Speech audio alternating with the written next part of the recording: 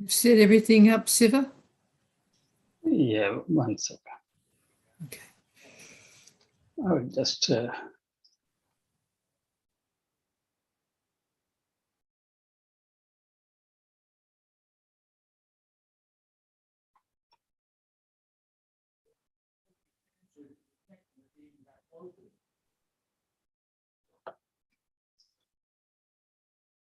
So welcome all, and a special welcome to our guest speaker, Mrs. Ulagamal from India, and also Mr. Sauri Rajan, also from India, and all the other friends.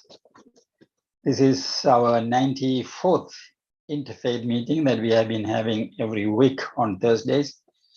And the purpose is to foster the devotional character of our society and to bring understanding among friends from various religions to see the common foundation of all the religions so that we can bring about peace and unity. So I will ask Tracy to do the honoring of Indigenous people, and then we will go with the devotionals. You can unmute when you are going to read or speak. Thank you. Okay. Thank you. That we pause to acknowledge that we are living on First Nations land that has been lived on in a continuous attitude of custodianship for tens of thousands of years. And I'm on the Worimi people's land, and I'm very grateful that I can be living on the land that they have taken care of. But I know that we are all on different nations' land, and they laid the foundation of multiculturalism between them. So that it was many different cultures. It's not just one culture. They had two things in common. Even though they have many different creation stories, they acknowledge that they have been created by a higher power, and they have obligations to that higher power as well as to all of life, the earth, the sky, the water, the air. And no one took over any other nation's territory. There may have been conflict between groups, but they did not take over other people's territory because that would mean they would have to fulfill the obligations to that land.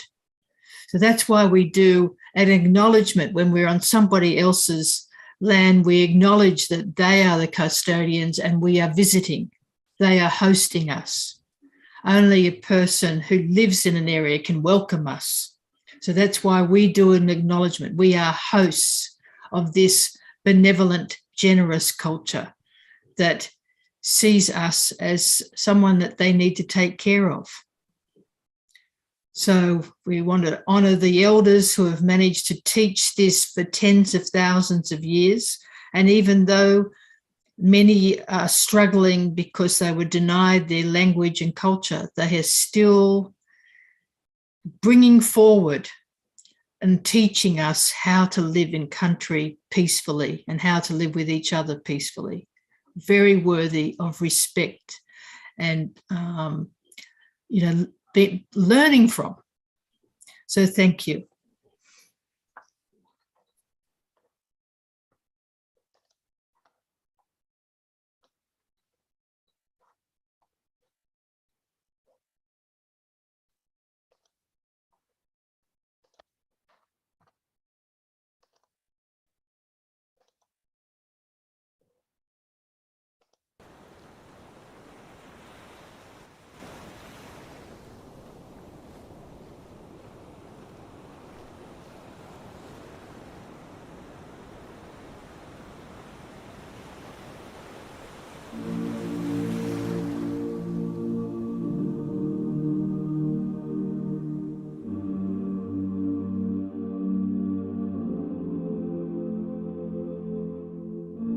I've been holding for so long, scared I might slip away. Sometimes I just feel so lost, but I know that I'll find my way. Oh, I cannot lie, it's hard, sometimes I lose my mind. Constant whispers in my head, temptations hard to fight. But I know that if I lose your guidance, I'll go blind. That is why I need you. Oh, show me the way. Oh, don't let me stray. Oh, I need you. Oh, I beg you. Oh, take me out of darkness into your light. I know I gotta stay strong, trying hard every day. 'Cause 100 times I've been so wrong, but I know I can make that change. Oh, I cannot lie, it's hard, sometimes I lose my mind. Constant whispers in my head, temptations hard to fight. But I know that if I lose your guidance, I'll go blind. Protect me, my Lord. Oh, show me the way. Oh, don't let me stray. I need you. I beg you. Take me out of darkness into your light. My Lord, I'm grateful for your mercy. Whenever I fall down, you pick me up. 'Cause you're the one who's always there for me.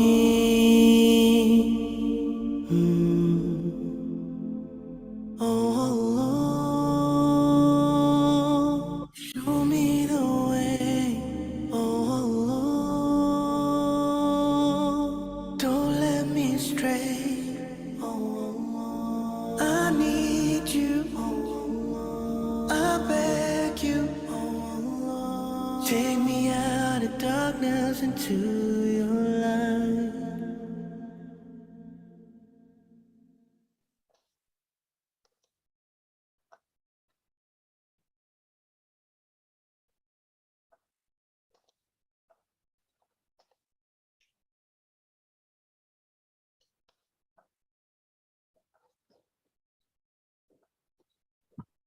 O my God, unite the hearts of thy servants and reveal to them thy great purpose. May they follow thy commandments and abide in thy law. Help them, O God, in their endeavor, and grant them strength to serve thee. O God, leave them not to themselves, but guide their steps by the light of thy knowledge, and cheer their hearts by thy love. Verily, thou art their helper and their Lord. Say no man can attain his true station except through his justice. No power can exist except through unity. No welfare and no well-being can be attained except through consultation. Baha'u'llah.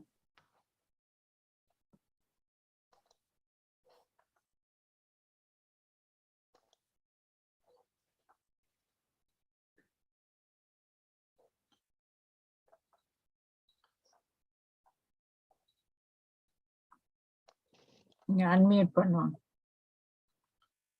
Sorry. Be united, speak in harmony, Let your minds apprehend alike. Common be your prayer. Common be the end of your assembly. Common be your resolution. Common be your deliberations. Alike be your feelings. Unified be your hearts. Common be your intentions. Perfect be your unity. Rig Veda. Thank you.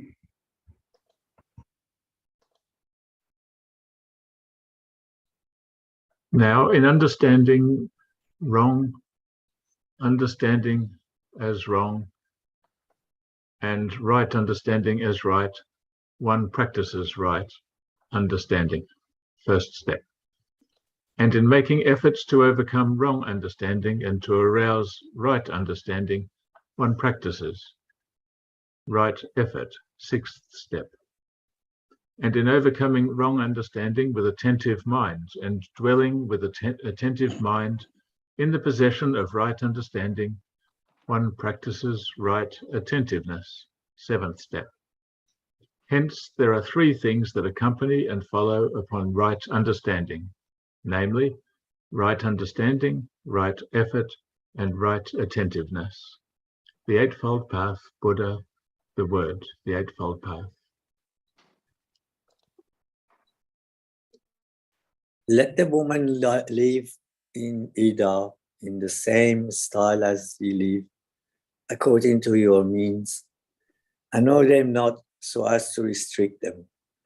And if they carry life in their wombs, then spend your substance on them until they deliver the burden. And if they suckle your offspring, give them their recompense and take mutual counsel together, according to what is just and reasonable. Quran, Yusuf Ali, Surah 65. The great being said, the heaven of divine wisdom is illumined with two luminaries of consultation and compassion. Take ye counsel together in all matters, inasmuch as consultation is the lamp of guidance which leadeth the way and is the bestower of understanding.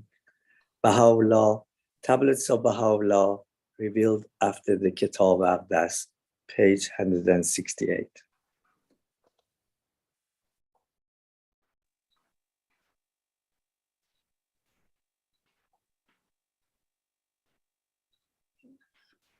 The purpose is to emphasize the statement that consultation must have for its object the investigation of truth. He who expresses an opinion should not voice it is correct and right, to set it forth is a contribution to the consensus of opinion. For the light of reality becomes apparent when two opinions coincide. A spark is produced then when flint and steel come together. Man should weigh his opinions with the utmost serenity, calmness, and composure. Before expressing his own views, he should carefully consider the views already advanced by others. Abdu'l-Baha talks in Chicago, World Met and Advancement, 30th of April, 5th of May, 1912. Jenny. Consultation bestoweth greater awareness and transmuteth conjecture into certitude. It is a shining light which, in a dark world, leadeth the way and guideth. For everything there is and will continue to be a station of perfection and maturity. The maturity of the gift of understanding is made manifest through consultation. Baha'u'llah. Settle all things, both great and small, by consultation. Without prior consultation, take no important step in your own personal affairs. Concern yourselves with one another. Help along one another's projects and plans. Grieve over one another. Let none in the whole country go in need.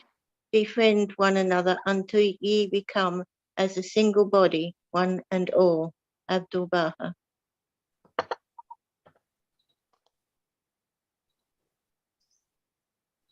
in The prime requisite for them that take counsel together are purity and motive, radiance of spirit, detachment from all else save God, attraction to his divine fragrances, humility and lowliness amongst his loved ones, patience and long-suffering in difficulties and servitude to his exalted threshold.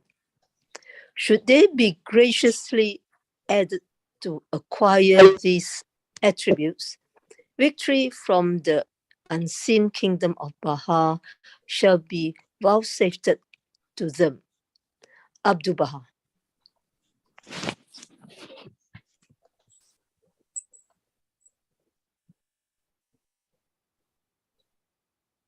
Tracy. In all things, it is necessary to consult. This matter should be forcefully stressed by thee, so that consultation may be observed by all. The intent of what hath been revealed from the pen of the Most High is that consultation may be fully carried out among the friends, inasmuch as it is and will always be a cause of awareness and of awakening and a source of good and well-being. Baha'u'llah.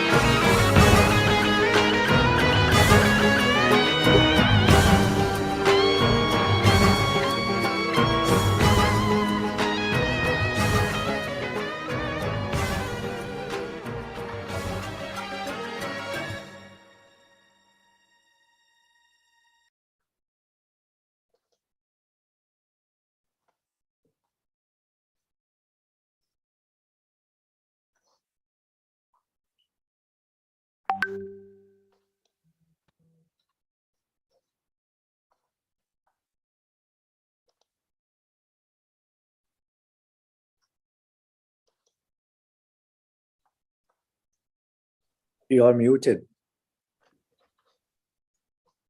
Am I? I'm here. Can you hear me? Yeah, Yes. I hear. I do hear. Thank you for everyone who has been reading. It's wonderful. Welcome you all once again. Today our guest speaker is Mrs. Olagamal from India. I have known her only last few months, but she is a retired teacher, a retired English teacher, and she has a master's degree in education in English and in Hindi. She is actively involved in social and cultural activities. She is very creative and writes her own poems in Tamil and English, and she sings very well. And I have in the WhatsApp group that we are together, there are a few WhatsApp groups. I see her works, her poems, and her own voice singing, and maybe she can sing today too. and she puts puzzles in Tamil. She every day she put some puzzle, 10 words, and we had to guess the correct words. And I'm a student of her. I follow her. So I welcome Mrs. Olagamal to give a talk on the role of teachers in shaping the world. Welcome. Thank you, sir.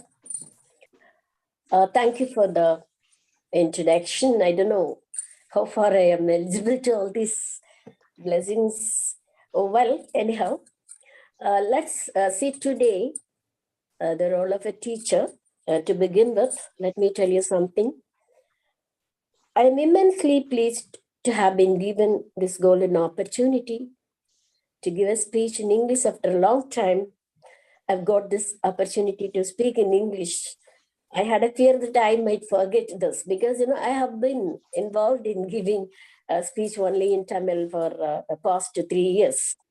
Well, so I got this opportunity to test myself how far I can speak regarding the subject I have undertaken. And as the role of a teacher, it's not an easy joke to be a teacher. Actually, it is not a profession.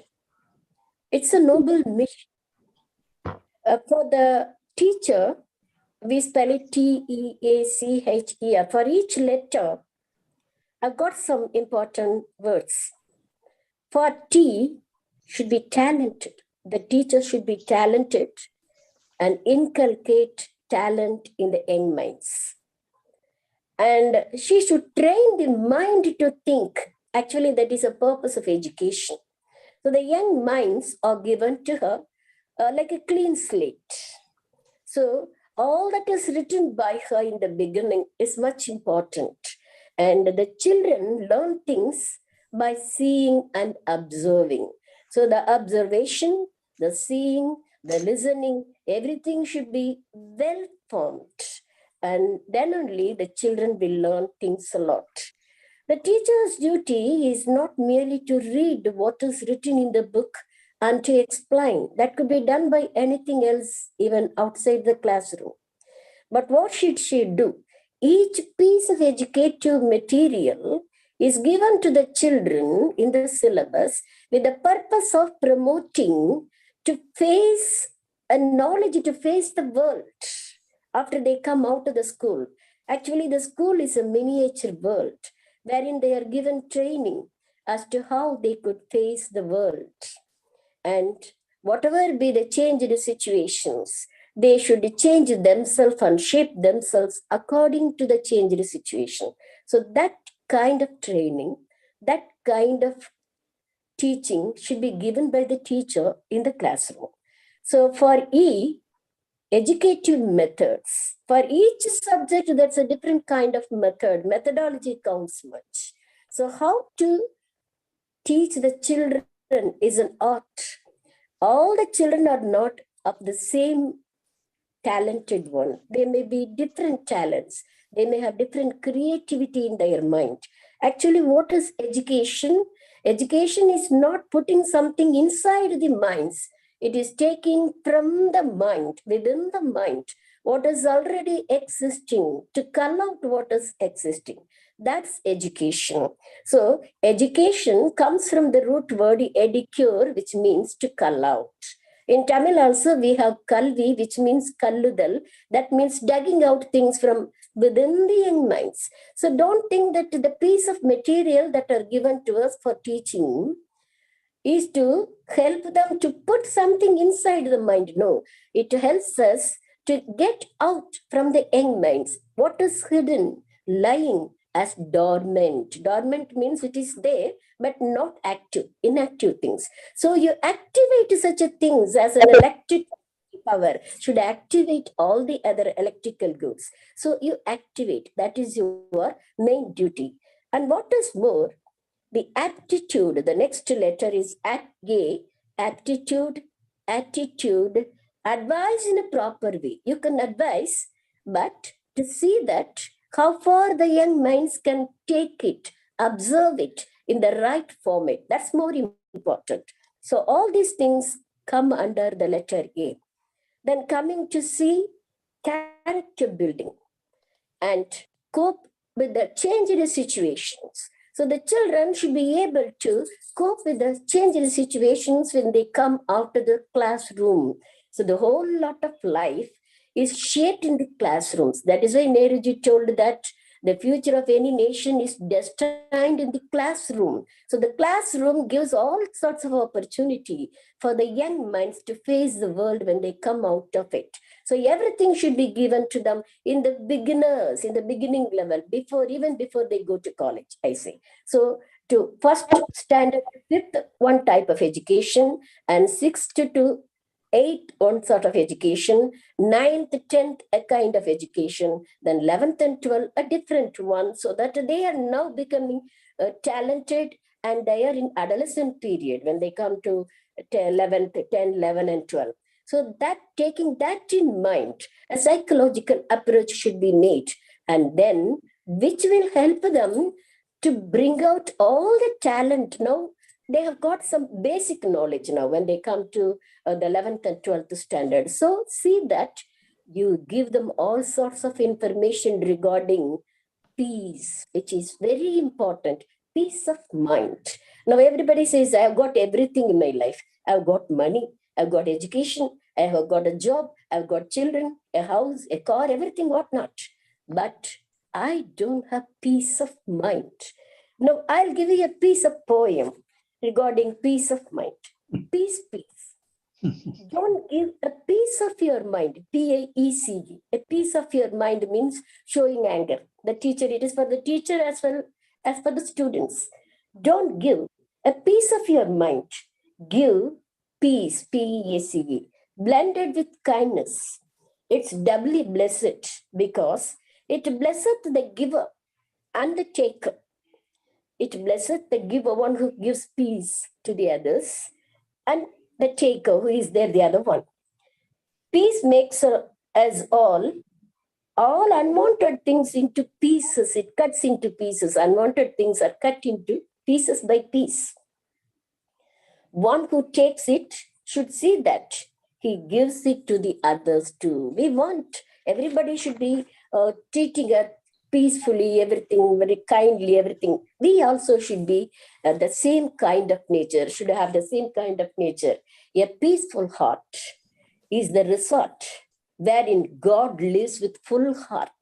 So if your heart is peaceful, God lives there. Then what else you want in this life? Everything is satisfied. Wherein God lives with full heart, peace of mind helped in the invention of unknown world. So the unknown world is known to you by peace of mind. In the invention of unknown world, it does help in the development of a nation. People do not prize it without reason. All people prize peace. It's not without reason. There is a reason for it. It's not a novel idea of my notion. It is not my notion. It is the notion given by the world, given by the nation. It is not a novel idea of my notion. It should be the way of life of all creation. All created beings should have the peace of mind. Please have a peaceful heart, which helps to keep all differences apart. So teach the children that they should have a peaceful mind. Actually, only when the calm mind, the motivation is made for the children to prepare them, to prepare their heart to listen, then only they will take all that you teach in the classroom. Otherwise, there is no use of teaching in the classroom when the children are not ready to take it in. So that therein comes the motivation. You motivate the children. You ask a few questions, whether they have had their breakfast, very important in the poor nation, whether they had anything in the morning. Now, I used to ask them, I used to find them by their face itself. So I used to give them food. Everything is the duty of a teacher. The role of a teacher is not a simple one, just teaching and getting money. No, it is something different. It is not the files that is given to you. It is the lives that is given to you in your hands. All are full of life, and give them life. That is very important. Tell them that failure and success are two different things, but are quite common in everybody's nature. Anytime it may come. Success may come and give you happiness, and failure may come and disappoint you. Everything is quite common in life as day and night. So tell them that. Then only when they go out to the real world and find any failures, they won't commit suicide. That's what is happening now. No? So that should also be told. Failure is not something that you are a fool. No. What is asked is not known to you. That is all. So 50 questions are asked. You have learned 950 questions. There are totally 1,000. 50 questions are asked, not what you have learned. So all the 950 you have learned, no? So you are the best intelligent. You tell them what is there. Praise them, tell them, give them, encourage them. Your encouraging words is very important. So the character building is very important and honest. Honesty is the best policy. You must also be honest and inculcate the honesty in the young minds and humorous. So I found a successful teacher in my life, having got the power of humor, a sense of humor. Gandhiji used to say, if I don't have the sense of humor, I would have committed suicide. So humor is something great. So when I applied for 10 days leave, due to some medical line, not for me, but for my children, you know what happened when I came to the school for the 11th day, all the children came near the gate to welcome me as if I am the chief guest in the school. And I told, what happened to you? You are not used to come to the gate. I have advised you not to do that. Why you have come? Then one of the children told, why ma'am, why have you applied for 10 days leave? So I said, even the headmaster didn't ask me this question. Why boy you are asking? It is long, 10 days since we have smiled, laughed heartily. So that is what a teacher could give. That is what the children want. They don't want to learn only for the examination point of view. We only train them in such a way that only getting marks is the important thing. That is also a part of life, but it is not the whole of life that they should always divert their attention towards getting marks. So it is something other than that. So always you just bring them into the track in such a way that there is something more than what they are learning, reading in the book that is allotted to them, that is prescribed for them. It is a piece of material with the help of which, through which they learn some other things to prepare themselves to face the world. That should be very important. The learner's character, the characteristic features of a learner is very important. So their attitude motivate them to bring such attitude. And age, I told you, adolescent period, some thoughts, different sort of treatment should be there. Young children, kind, somewhat paternal, they are just from the home, from the lap of their mother, actually. So they need such pet things. So I used to write some few poems for the children also, young children also, and give to the 1 to 5th teachers. So let them read the poems, let them sing the songs. You know, children love songs very much. So if you sing a song, if you give a piece of poem other than what is prescribed in the book, they are interested. Then they are getting motivated. Then you teach what is to be taught. So that's more important than personality. Now, we all have a wrong information, wrong notion actually. What is personality? The appearance. It is not the personality, is not the appearance. Everything involved, a total full-fledged man is called a personality, having man, a man who is having personality. And then cognitive style, what is cognitive? Perceiving, conceiving as distinct from emotion and volition. And intelligence, that's more important.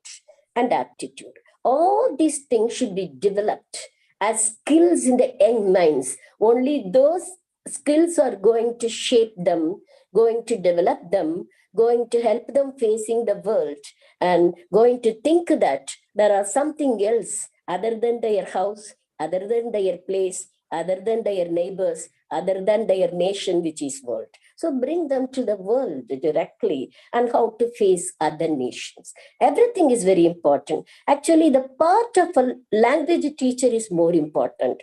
I'm not telling you this because I'm a language teacher. They have got a lot of opportunity to teach, a lot of time also. Language teachers can finish the portions, complete the portion quite earlier. That's not the case with the math teacher.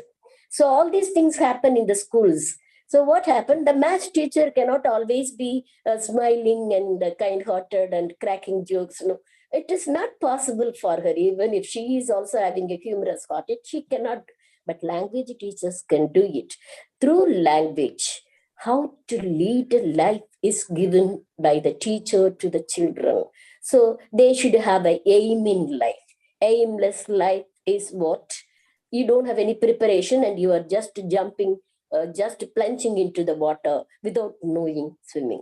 So it is like that. So aim should be there and it should be attainable. And how to reach the aim? What are the things to reach the aim? What are the things opposite, giving hindrance to that? Everything should be seen and find out, and then you can reach towards your aim. So everything should be taught in the classroom in addition to the syllabus. So the completion of syllabus, preparing the children for the examination is something like that is different. That is for she is paid actually, but she can never be paid for the preparation of the young minds to face the world with a happiness, with a peaceful mindedness, and for a kindness towards all the other living things. But she has got a lot of opportunity in the classroom, how the child can approach the other child, how they can mingle with others. There are different kinds of people, sometimes from other nations also in the classrooms. If they go to colleges and all, from other nations also children come. So how to cope with other nations, how to mingle with other children, how peacefully they can tackle with the differences of opinion. All these things happen. You tell the children that misunderstanding comes not because of not understanding others, but because of wrongly understanding others, misconception of others. So tell them how to understand people, how to select their friends, how to shape their friends, how to bring their friends into the proper path. All these things you tell the children. That is more important. For the youngsters, as I told you, I used to teach the B.Ed teachers also as to how to handle classes without using a single word in Tamil in language learning, English. So I used to teach them. And for that, I used to tell them, see, put up your hair. That is very important. Put your hair. Then the teachers will say, put up my hair. I won't look very young. It gives me old appearance. I said, you have to put up with many things afterwards when you enter into the classrooms. So as a mark, as a sign of it, you put up your hair. That is first thing. Then you can put up with other things that you have to face. So many things we have to tell. The teacher has got a lot of things to tell the children and the young teachers, young minds. So everything should be there. You have to shape yourself first, the dressing sense, your character, the time concept. If the class starts at 9 o'clock, you should be there at 9 sharply. Only then you can tell the children, the latecomers, why have you come late? So everything they see, observe and learn. So see that you are a standing example, a model of your children. Only then you can teach them a lot in the classrooms. So you should be honest, humane, humorous, and then for E, enlightening, entertaining. So entertainment, now there is a piece of new word that is brought by the educationist. It's a long time back, of course. It is edutainment. Education blended with entertainment is called edutainment. So education should also have entertainment. They like only that.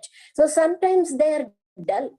At that time, you cannot teach them, especially the language teachers are given after 1 o'clock, after the lunch, the first period in the afternoon, they are given. They cannot give maths or science in that period. So language comes there. So they are half slept. In that case, you have to wake them up and then teach. That is very important. That time you can take poem. They love poem. You can sing the poem, sing the song, everything you can do that and entertain, and then word game. So I used to give them word game. So that will make them, I can tell, they will say. So you just give them such a thing, then you go to your subject, it will be easy. And in that piece of subject that you are going to teach, tell them what for that piece is given, that poem is given. Wordsworth, a fantastic writer, you can never explain him by words. That's why I used to tell all my Tamil lovers, don't ever think only Kambar is great. Wordsworth is also great. Tell your children, learning one language is not doing harm to the other language. Learn all the languages. Learn all the literature. All the literatures give you how to lead your life in this world. Wordsworth says, the spontaneous overflow of powerful feelings is called poem. What is poetry?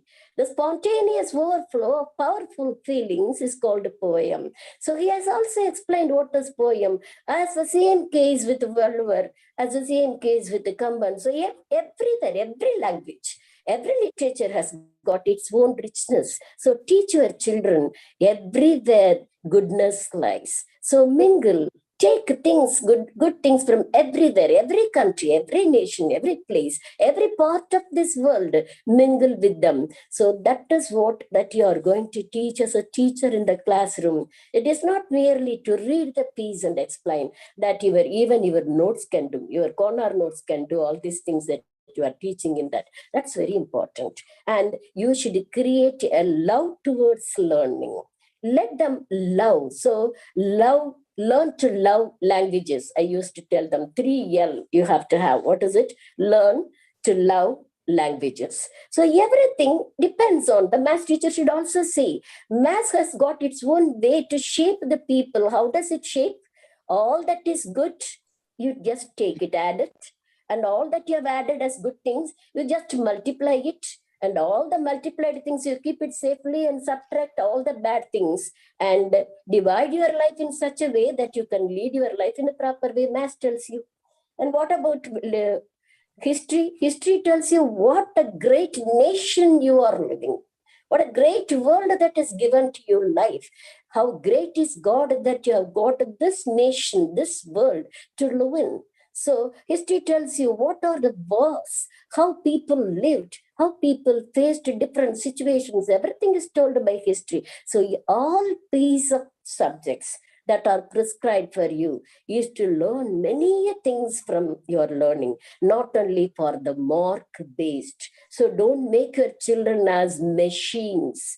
Education is man making and not machine making. A machine, when you put some oil, it runs, but the oil is out. Some proper understanding and proper makeup and proper setup is not there. It will just stop its work. And children are not like that. They should work, keep on working, and face the world happily with faith, kindness, ability, intelligence, everything. So everything should be there. And then comes energetic, enlightening, entertaining, ever powerful. The teacher should be always powerful. Don't yawn in the classroom. Children may yawn. You have to advise them not to do that. You might not have sleep the previous night, but see that you are energetic. See that you have full energy and forget all your sufferings. Keep everything at home and come to the school as fresh as a rose. You are facing children who are going to face this world. So see that you are a standing example, a role model. Forget everything at home. At home, you might have got a lot of things, sufferings. Everything should be kept at home when you enter into the classroom. Only you are a teacher, a shaper, a sculptor who just bring out the best part of it and bring out the children in the form of a statue. Removed all the unwanted things. So that is what your duty. Always energetic. Only your energy, only your enthusiasm, only your ability, only your enlightenment will make children also happy. By seeing you, they should be brisk. They should be energetic. That should be the appearance of a teacher. Then, or rewards versus punishment. Don't ever think that only if you punish, the children will learn things. No. By rewards, you can make the children learn a lot. Just see that the children are, after all, children. They know how to behave. You have to teach them with a kind-heartedness, with a piece of psychology in your mind. When you were children, how you would have moved, you would have acted in the classrooms, how your teacher shaped you. Think of all these things. Go to the flashback. Then come to the classroom and then be a good teacher. That's very, very, very important. So, and rewards, punishment, respectful. You teach the children, they should respect themselves. Self-respect is very important for everybody, especially for the young minds who are going to face this world. They should love themselves. They should have the faith in them. They should know the capability, how far they can do it. Everything should be known to them. Their ability, their capability, capacity, everything should be known to them. And the teaching is only for that, to make them understand what they could do and what they could not do. And religious mindedness. I told you, heart wherein God lives will never go in a wrong way. So give them the peace in such a way without mentioning any God's name. You just tell them there is a creator. There's a creator who created this world, and he is all powerful. Tell the children that something they cannot do themselves. No, Kannadasan used to tell us, when you have to face suffering, when you are in the verge of death, when you think that all that you think doesn't happen and all that you don't think happens, only then you will come to realize that there is someone in this world who is shaping everything, who is doing everything, and he is called God. I call him Shiva, you call Jesus Christ, and he calls Allah. Everything is same. As the rivers have different names, everything just mingles with the ocean. Then the rivers have no name at all, only water, water, water. So as Wordsworth will say, water, water everywhere, and not a drop to drink. So you cannot take a different one to drink it, saying that I'm a Christian, I'm a Hindu. No, you are a man. You are a man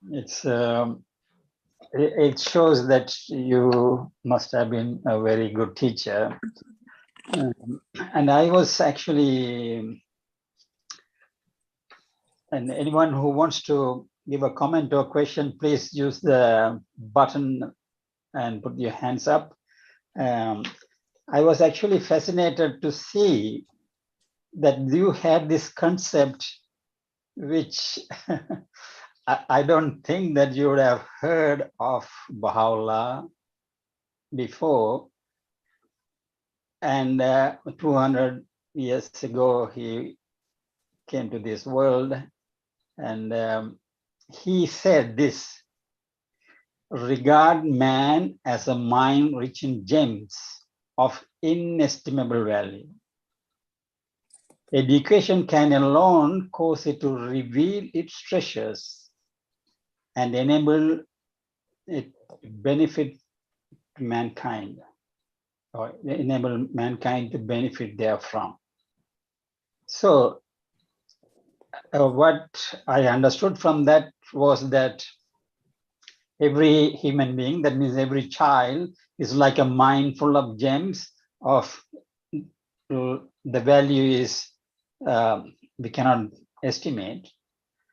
And the education is to bring out the treasures in that child so that the world can benefit from it. So when you said that in education, it is not that we are having a syllabus and we are trying to put them in, but there is something dormant there, you had to bring it out. So when you said that, I was really surprised that you had in your own discovered or somehow enlightened this idea, which Baha'u'llah has told maybe 170 years ago, which probably you wouldn't have heard of. So with that comment, I will ask friends to, okay, Tracy. I just wanted to say thank you. Your enthusiasm for teaching. I wished I was your student. Thank you. Thank you. And it's also, you gave many good points that when we're trying to teach something, what our approach should be, even for adults, even when we're trying to convey something, the approach that we should take to bring out that person's goodness and awareness, So thank you. It was, anyway, yeah, I do wish that I had you as a teacher. Thank you, ma'am. Thank you so much. Okay, and Yung. Hello, how are you? Thank you very much, Olagama. You give us a very interesting talk. Yes. The thing that what I'm thinking when you say the roles of teachers in shaping the world, I'm thinking about the teacher that teach in the countryside and the teacher that teach in the city. Sometimes, we the children move around by bus, and the inspectors of the bus sometimes jump up on a bus and check the tickets. And here we pay OPA card. Some kids come from the country to the city, they don't even pay OPA card, they don't pay the fare. And then we say, and the inspector will say, why didn't you pay the fare? And they look, for the color of the skin, because most of us say we are visitors, like from overseas, from here and there. But the visitors normally pay fares, but the non-visitor don't pay fare and get caught. And the inspectors say, you have to pay $200. Is that fair? Because maybe that person forgot to pay the fare. Maybe he doesn't know to pay the fare. He doesn't know that he has to pay the fare because he's from the country. And then he said, my father's a landlord. So I am the son of a landlord. So why should I pay the fare? I'm a sovereign. So is that fair or not? Because for me, I don't know how to talk about it, but I observe them. I see when the inspector jump off the bus, who is looking for? You know, you can see in their eyes. They're not discrimination or anything, but I'm talking about you shaping the children to send them out to the world, and they come from the country to the city, and they don't even know how to pay fare. So who teaches them that? Is that the job of the teacher, the job of the parents, of them have to learn how to do this themselves? Whose responsibility is that? Because I observe a lot of things about the visitors, the hosts, and the people claim themselves is the owner of the land and the owner of the sea. Well, ma'am, there is a difference between children who come from the country and the children who come from the town. Because for children who come from the town, they've got a special thing at home itself. Some of their parents, most of their parents might be educated. They can train them. They can just form the basic things. And from there, they can come, and what we are giving in the classroom will be an addition to that. But children who come from the country, they're rather the barren field. They don't have any previous knowledge because their parents are not educated. And actually, it is a mixed duty of the parents as well as the teachers to shape the children.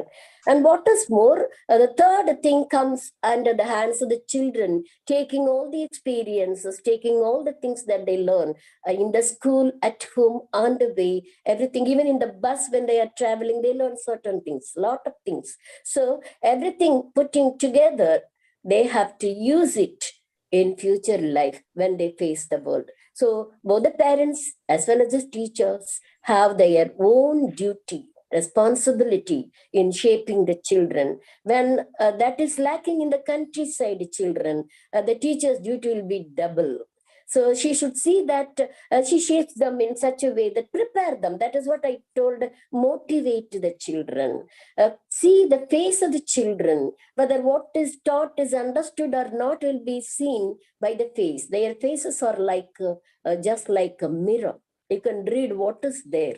So the teacher's duty is doubly blessed when the children come from the countryside without having any basic knowledge. So we have to take that also into consideration. And especially the schools wherein I worked were countryside schools only. The townside school only 10 years I worked. The remaining of my period, my service, I worked only in the countryside. So it is left to us. That's why I told in the B.Ed you are taught something that will never be of in use in the classroom. It is entirely different. In the B.Ed they say 40 children in the classroom. And when I went to the classroom, there were 90 children in one classroom, which has a capacity of consisting only of only 50 children. So when I enter into the class, I have to make my own to enter into the classroom and go near the table. So such difficulties come to the teacher, and she has to change herself according to the changed situations. Of course, that will help the children to cope with the changed situations in future. Thank you, ma'am. Thank you. Yes. Are you satisfied with the answer? This is what you have expected, am I right? She's asking you, Yung, are you happy with the answer, Yung? Well, you see, people have different experience in teaching. Like, I think the teacher's job should be rotated between the mountain and the cities and the agricultural area, the peasants area. Just like Mao Zedong, the president of China, said, teachers need to learn, like go to the agricultural area to learn, to live, and to teach the students of the peasants.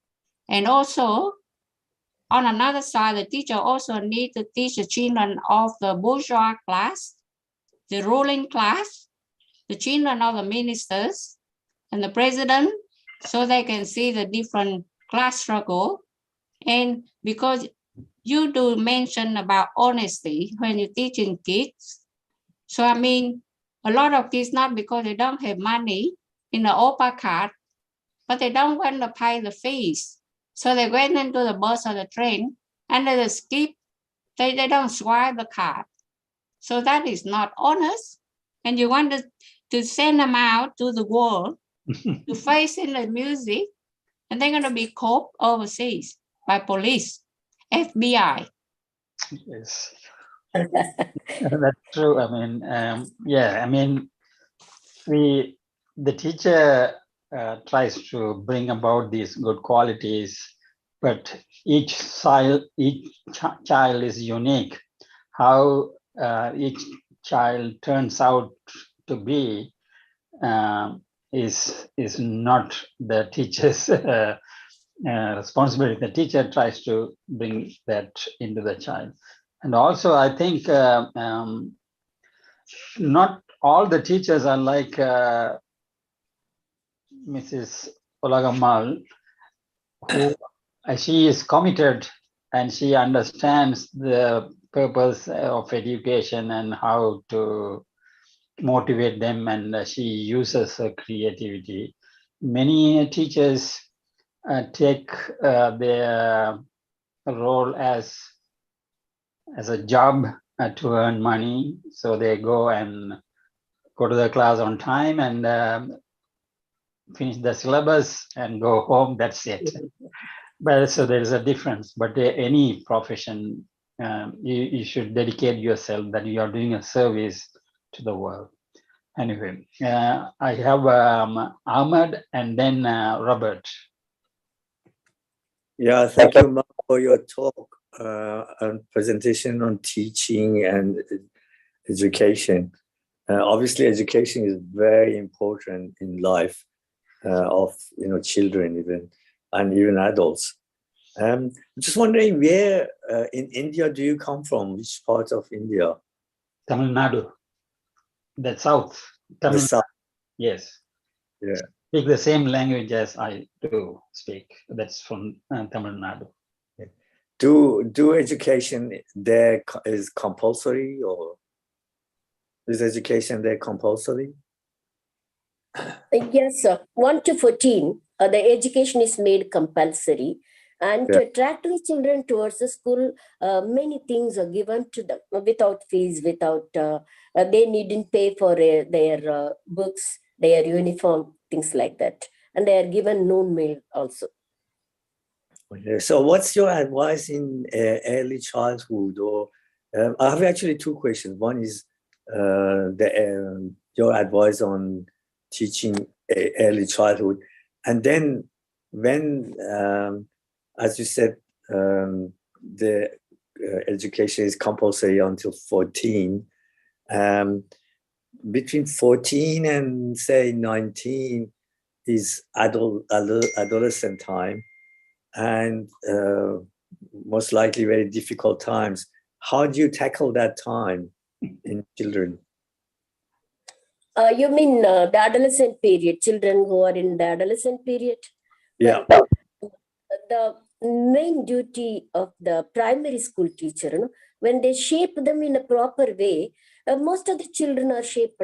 Then when they come to us in the adolescent period, most of them can manage their changed situations, cope with the changed situations. But the problem of adolescent is there in all the schools in India.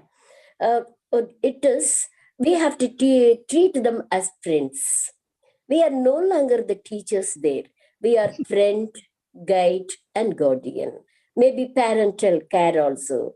They've got different. Their world is different now. They might have fallen in love because they lack love at home for some of them. When the people come to the adolescent age, the parents should also know that they are change of mind and what they actually need. A friendly treatment should be given at home also, in the schools also. So when they are not prepared to listen to your piece of education, leave them. Just give them chance to say what they know.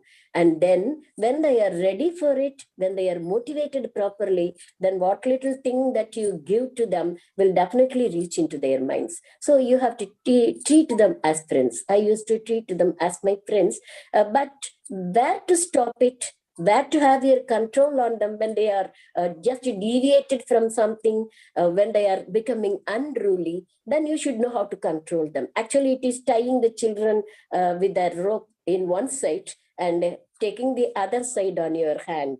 So they don't know that they are being tied. They are given freedom. They can go only to a distance. After that, when they go to the wrong direction, pull them towards you. So that kind of treatment should be there, given to the adolescent period children. And you find out sometimes, their family, they've got a lot of disappointment in the family, their mother, father. The father might have got a second marriage, and the other woman might be treating him ill-treating him. All these things happen at home. So that should also be known by the teacher. Only then she can properly, should give counseling to them. So I used to keep a period as counseling period. There I'll be free. I lost them. What is wrong with you?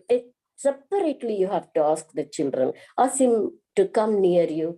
Tell him in a slow voice what problem he has at home. Then accordingly, you can treat them. Show the kindness that they are lacking at home in the classroom. That's the only way to deal with children in adolescent period, as far as my knowledge and experience goes, sir. Thank you. Thank you. Thank you. Robert. My comment was before, based on the honesty of students and Indian students and Pakistan students or whatever, it's the parents' responsibility to talk about honesty. It's not the teacher's responsibility. It's the parents who should be starting off at an early age of teaching. When I used to work in Sydney, I used to travel on a bus to the Baha'i temple, and nearby was a Christian school. And I spoke to some of the teachers, and they said, we have students here who have been kicked out every government school in Sydney. And we accept them because of being a Christian school. But it is not really our responsibility to teach those children to be good and students, everything else. It goes back to the parents and how their upbringing was. So I do get you, sir. So are you asking a question, or you are saying that? Just making a comment. I said it's not the teacher's responsibility to teach the student honesty and to behave, everything else. It goes back to the early childhood, how they were brought up in their homes and how they were respected in their homes and how they were treated. Well, yes, that's,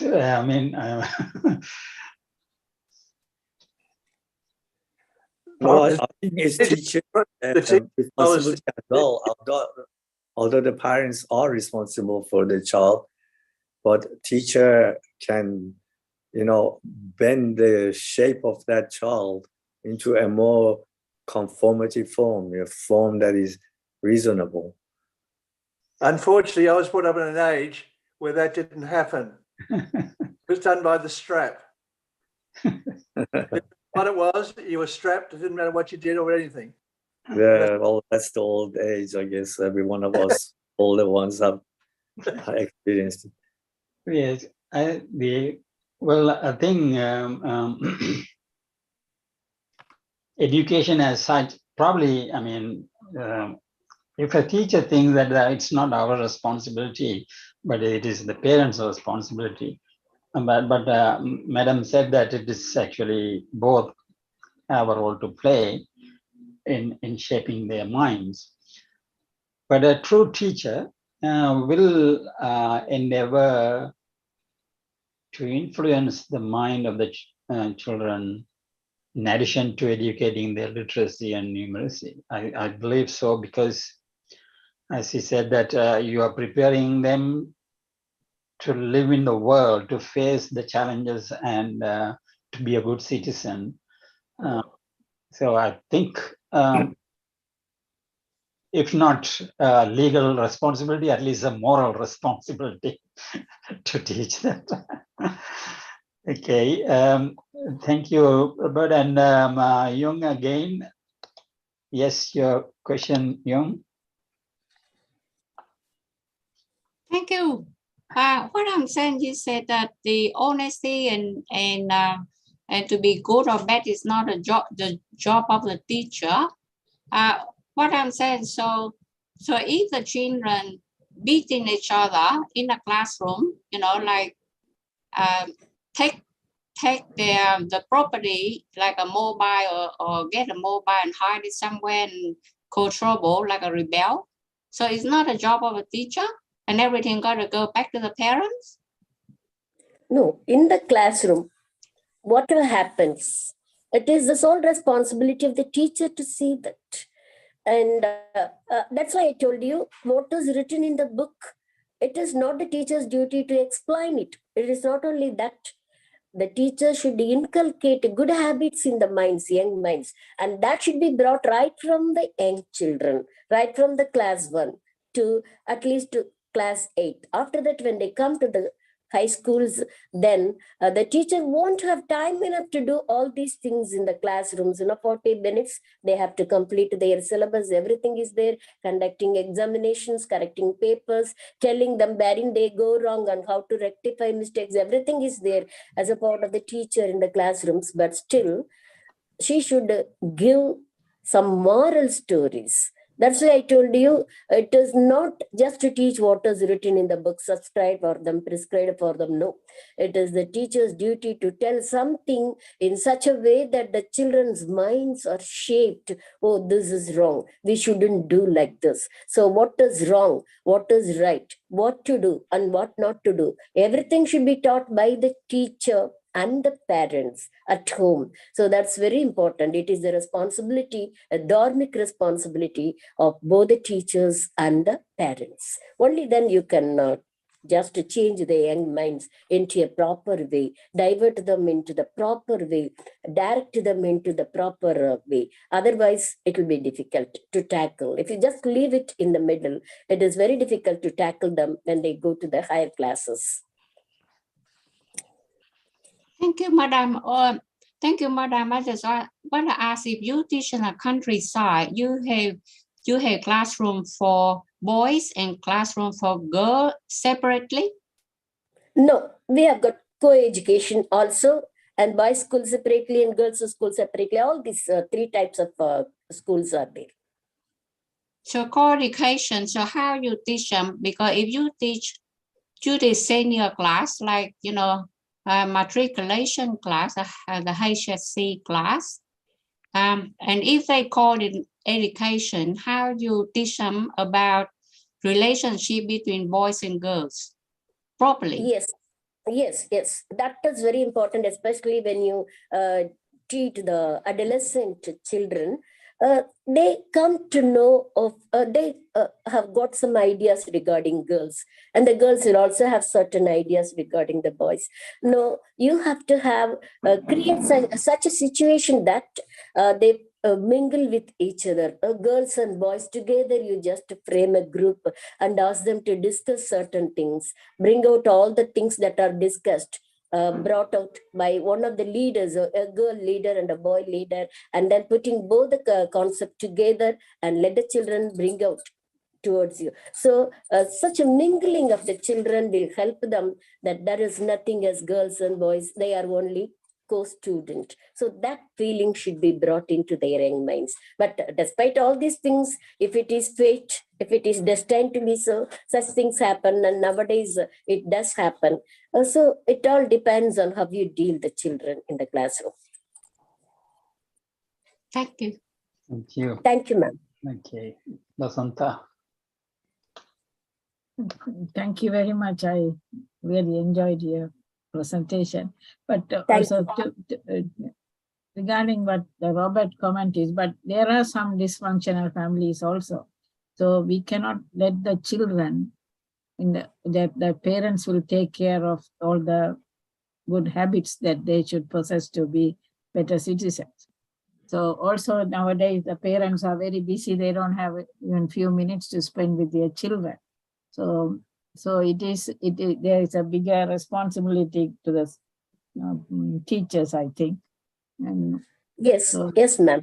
Actually, when both the man and woman go for job, no, they don't have time enough to spend the time for the children. They don't devote time for their children. And that's the problem. When you ask them, they say, it is for my children I am running and earning money for them for their future. They don't realize that when they just come out of their work, when they just retire from the job, they have understood that their children are not in the proper way. They've gone far away to their reach. So I used to advise the parents also when they come for the parent-teachers meeting.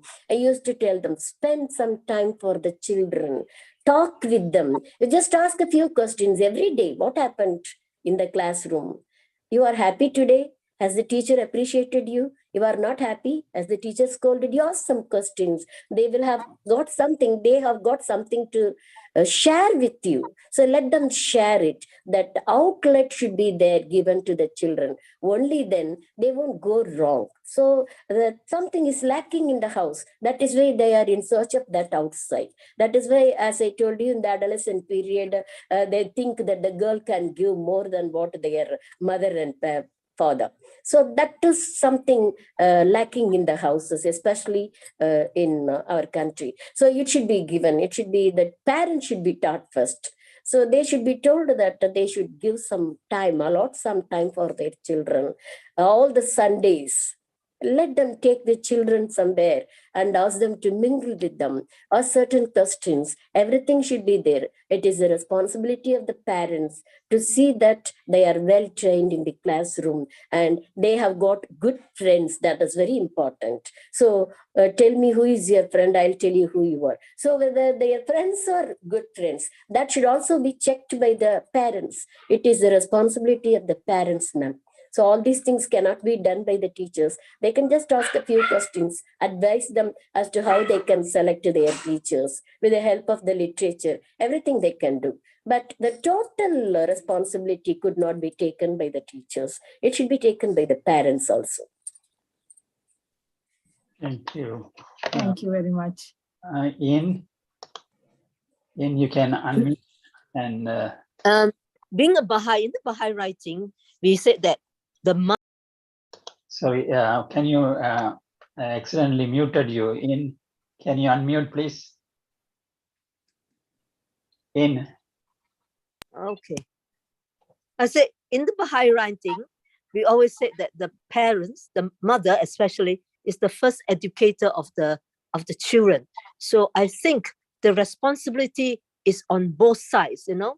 To start with the family, the mother has that great responsibility. And then in school, the teacher have that responsibility as well. I think it's both ways. You can't just say that I leave it to the mother in the family or I leave it to the teachers in the school. I think this goes both ways. It's not one way. I think it's very important. Yes, ma'am. Yes, ma'am. To begin with, the mother is the first teacher and the teacher is the second mother, they say. So motherly affection should also be shown.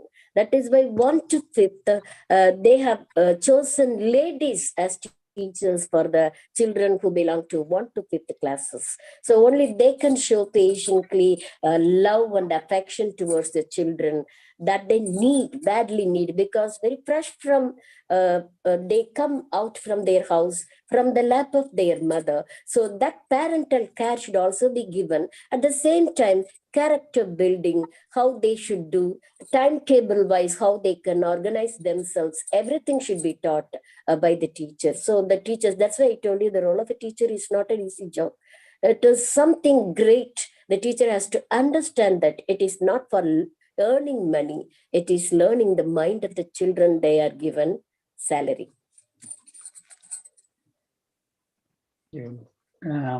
Tracy.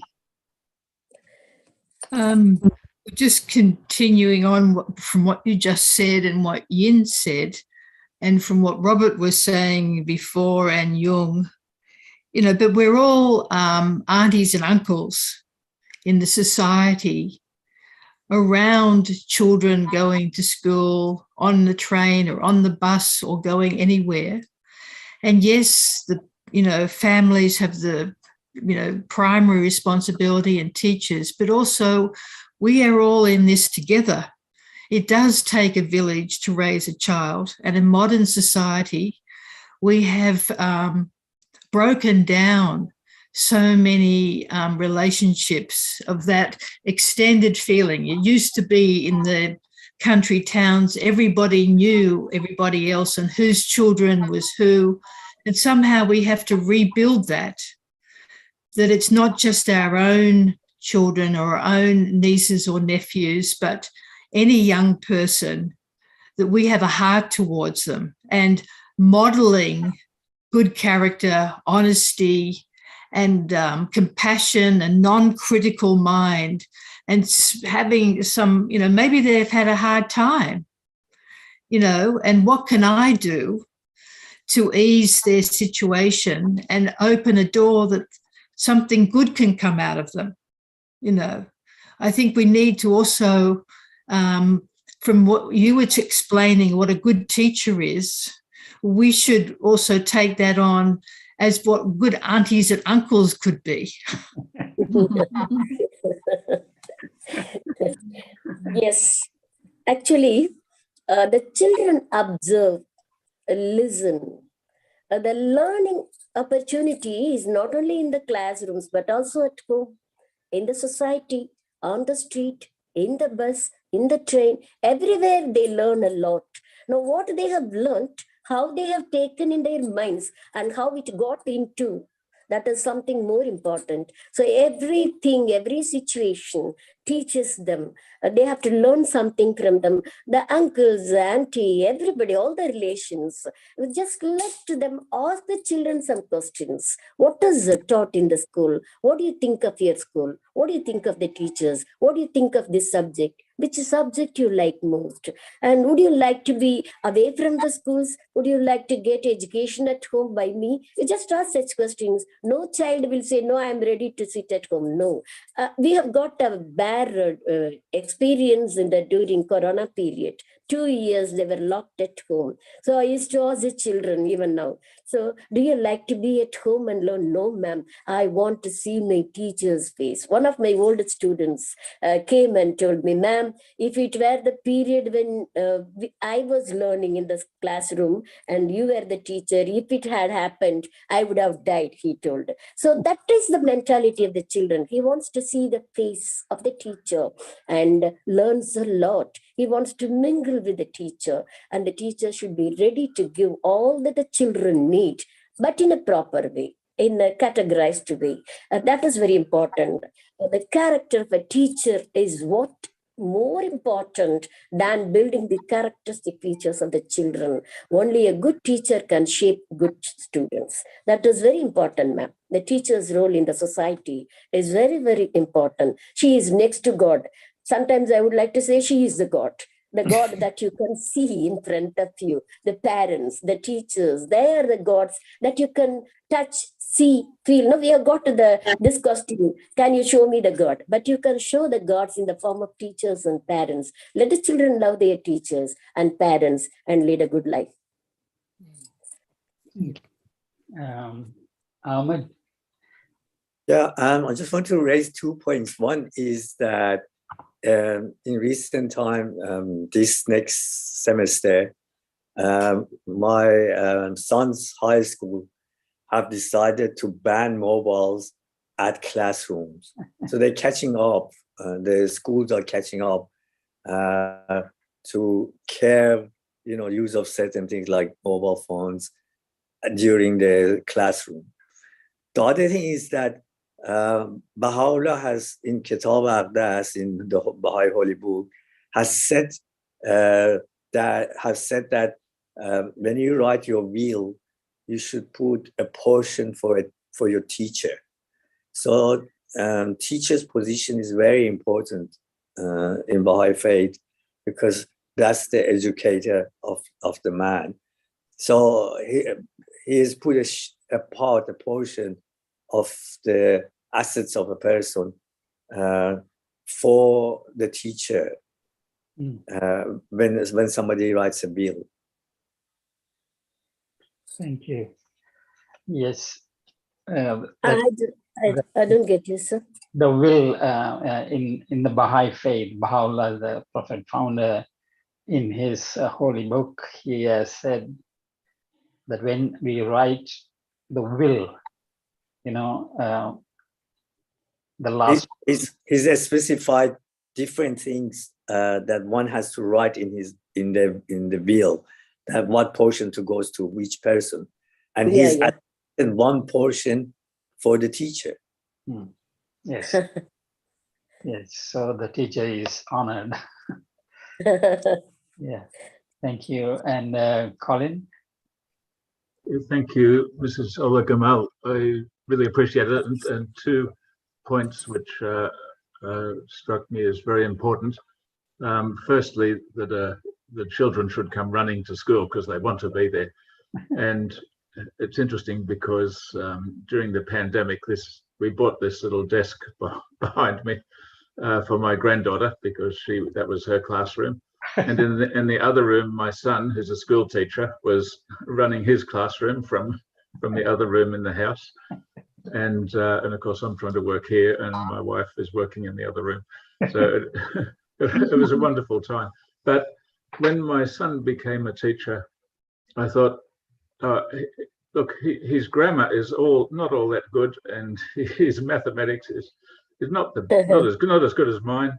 I'm a terrible teacher whenever I've tried, but he turned out to be great, and the children love him, the parents love him, and he loves the job, and the children come to school because they really want to be there. So I think you made a good point there, that if the children want to come to school, then they're going to get educated.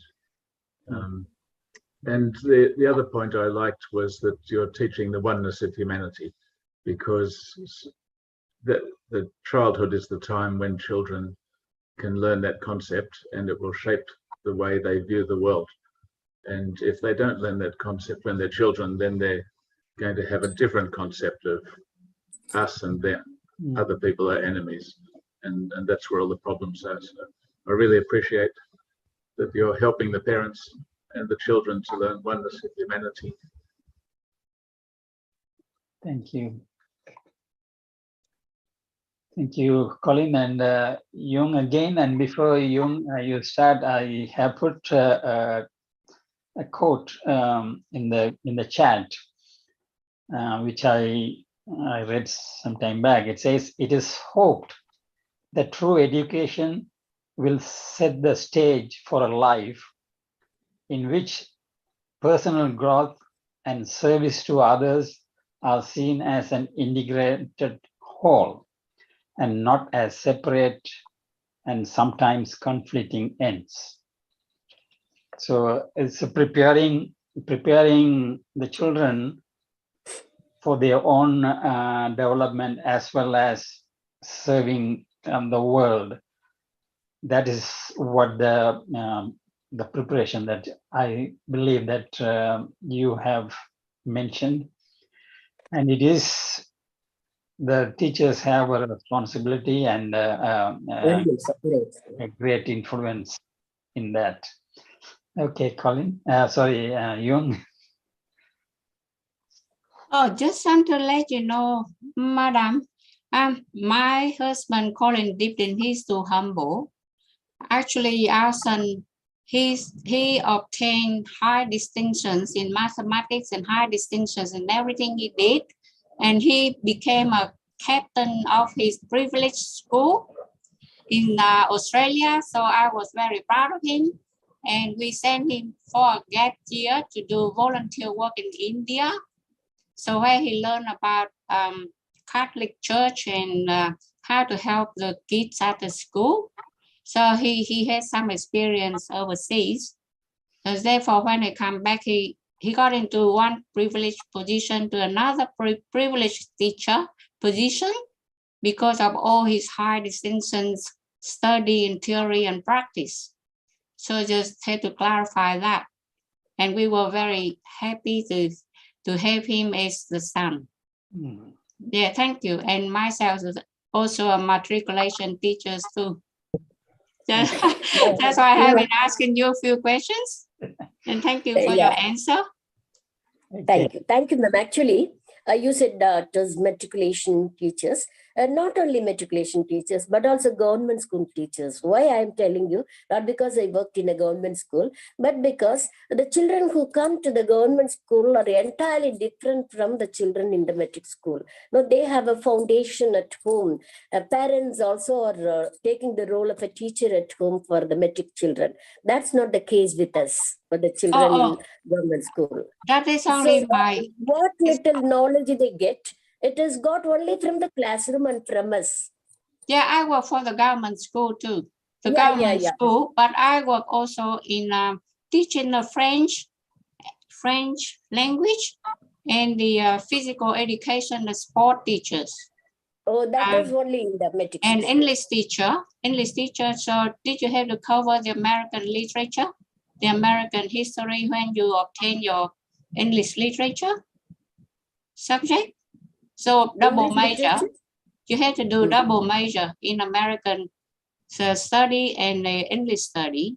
And I teach for the Department of Education, the government school, plus I run the private institutions in languages as a head master. Right hand side, my dad was a professor. Thank you. Yeah. I also worked both in matric school and in government school.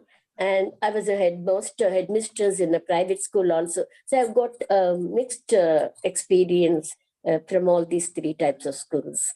So I don't find any difference between a matric school and a government school. Our children, I mean the children from the government school, they face problems quite easily. It is something lack in the case of the matric school children, because that was like a spoon feeding. Everything they learn it by heart. But what little they have understood, they learn in the government school. So that's a sort of differences lie between the matric and government school children also. So our responsibility is more. Because we also follow the French education system. That's why I'm using matriculation and baccalaureate. Baccalaureate and because it's all French. You know, French and English. Yeah. That you can have only in the matric school, not in the government school. Not both. I mean, like we multi-skilling teachers and we employ teachers. We employ a lot of teachers in Russia, from Russia, Latin, Greek, Japanese. Okay. Thank you, ma'am. Thank you so much. Thank you. Mr. Sauri Rajan, who was here, he left and he just sent a message saying that the program is excellent. As a teacher, I'm proud of her. That's referring to Mrs. Olagamal. No doubt she is a dedicated teacher. And I have probably the last question. One, there is a tendency in the society, the parents also encourage that to have sort of competitive mind in the school performance or whatever it is, create a feeling of competition to outdo the others. What do you think of this? Is it healthy to have this competition? That is one. The second question, you are very creative. What are some of the tips that you can give? Because every moment, every situation is an opportunity to teach the children how to use the creativity to do that. That's the second one. Well, sir, as you told that competitive spirit lies in the, especially in the matric school, they want to compete with the others. Only that was their main idea. That's why that basic knowledge is missing there. That's why I told you just to memorize things and then spit out. once they come out of the examination hall, what they have learned is forgotten by the children. So that kind of education is given, and education is being sold, as I should say. And the parents also think that only in metric school they can get good type of education. That's a wrong notion that everybody has it. So it all depends on the talent of the teacher, whether it is in the private school or it is in the government school. It all depends on the teachers. And this competitive spirit should be avoided. Every school should come under government. That's what I feel. So job opportunity will also be there. There are a lot of B.Ed teachers who are not having a job. Whereas in metric, they hire teachers for very less unpaid. They are not underpaid teachers. So such things are going on. The same teacher who works hard in the metric, when they come to the government, sometimes feels that she need not work that much. So that is also happening. I don't deny that such type of teachers are also there. I used to advise my co-workers, it is the best thing that you can give to the society, not only to the children. Your service is to the society, to the nation, to God Almighty, who has given you this good opportunity to work in the government. You have got a lot of benefits out of it. You have pension, I do have pension. My pension now is more than what I was paid as teacher when I was working. That's what is happening. So all these things are given by the government to the teachers. Why that they put their life towards the teaching line? That's what my question. So it all is there. And as you told, the competitive spirit should be completely taken out. Your second question was what, sir? About creativity and some tips, because every situation, every opportunity that comes with our children, there is an opportunity to teach them something. But yes, now we have brought such a creative opportunity. Some marks are allotted for that creativity. So that activity-based education is now in our schools in India. So for activity, special mark is given. And it is a headache for the teachers to conduct such activity. Some children will be very enthusiastic to submit it. Some children will take their own time to do that. And there's a proper time before that they could submit the marks, everything. And all these things are going on. But activity-based education is brought into force in government schools, in metric school, everywhere, sir. It is there. Creativity is there. A chance for even otherwise, we can give our own chance for the creativity of the children. That's very important. If they are interested in drawing, let us give chance for that. Appreciate them. That appreciation is something, it is like a tonic. That will bring your children up. Use to appreciate the children. That's more important. That's why I told reward is more important than the punishment. Punishment never teaches any child. Only rewards teaches the child. Thank you, sir.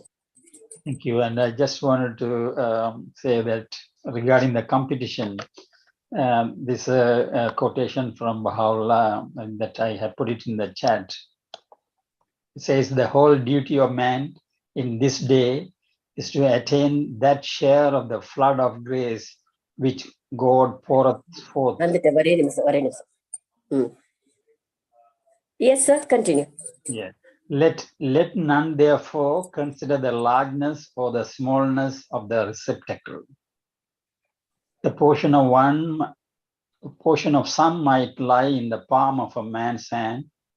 The portion of others might fill a cup, and of the others even a gallon measure. So he says that God is giving all the bounties and gifts that is necessary for us. Our duty is to get our share. And my receptacle may be the palm of a hand, and another one's may be a cup, another one may be a gallon measure. So I should not compare why this is big. I had to worry how to fill my cup. Yes. Thank you. And I think it's almost 9 o'clock. Yeah. And if there's no other comments, we can conclude this. And thank you very much, Mrs. Ramal, for your wonderful talk about the Thank you, sir. Thank you so much. Yes. Thank you very much. We will Thank you, ma'am.